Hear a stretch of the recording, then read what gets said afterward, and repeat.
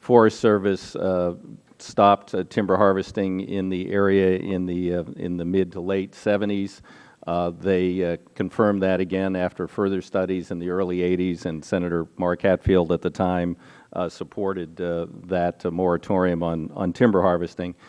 Since that time, there has been no consideration of reinitiating timber harvesting in this area because of the extraordinarily steep and unstable slopes and the fact that it can't be readily reforested.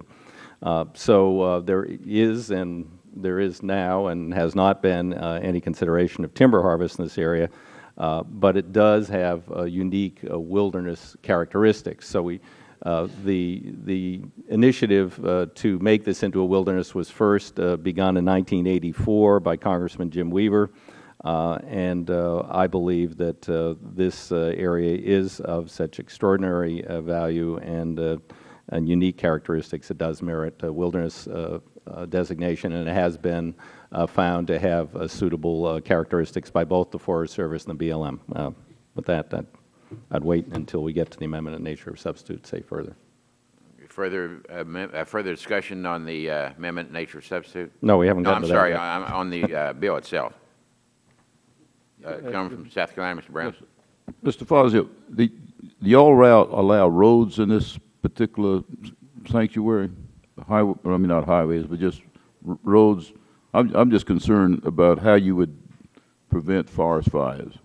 There is one existing rather rough road which the Forest Service has recommended to convert, or with no changes. It's just gradually growing back into a equestrian and hiking trail. The Forest Service, the wilderness designation will not change their current plans. This is a area that has very infrequent but potentially high intensity wildfires, and they would fight fires within this area, whether it was designated wilderness or not, to the best of their ability. But you don't allow timber harvest. Timber harvesting has been suspended since the 70s, and there was no administration has ever proposed to reinitiate timber harvesting because of the steep and unstable slopes. How about controlled burns? This would not be a forest characteristic where you would use a controlled burn. It's a wet coast range forest. Okay, that's what concerns me, I guess, is some of these wildfires that we see. There's a lot of fuel on the floor. There's no harvesting of the trees and no way to access the fire in case there is one. I'm just laying that out. I'm not going to oppose your amendment, but I think this is something we ought to always be concerned about as to how we're going to deal with the national emergencies when they do happen. The fire regime in this area is, as I said, it's a very infrequent occurrence, and there have been high-intensity fires. Generally, if you go a little further south in Oregon, you're talking about areas that are very much in need of treatment further south from this area, which have been previously harvested, which are very dense with the second growth and regrowth and ladder fuels and that. This area with the old growth, actually it would be quite resistant to fire. Any further discussion?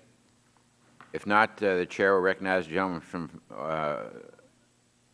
Oregon for the purpose of offering an amendment in nature of substitute. Mr. Chairman, I have amendment in nature of substitute. It should be before members. Without objection, it will be considered as read and printed in the record, and the gentleman is recognized for 5 minutes. Mr. Chairman, this makes some minor and technical changes, in particular the map. There were concerns raised during the hearing about the map.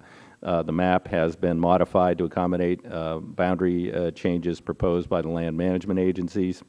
It does include language regarding the existing primitive road, which would become an equestrian and a hiker's trail.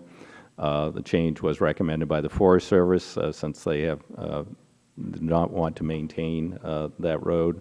The amendment also has changes to the Wild and Scenic River Designation section of the bill, changing the lateral boundaries of the wild river areas from 640 acres per mile to 320 acres per mile, which I think is a meritorious change.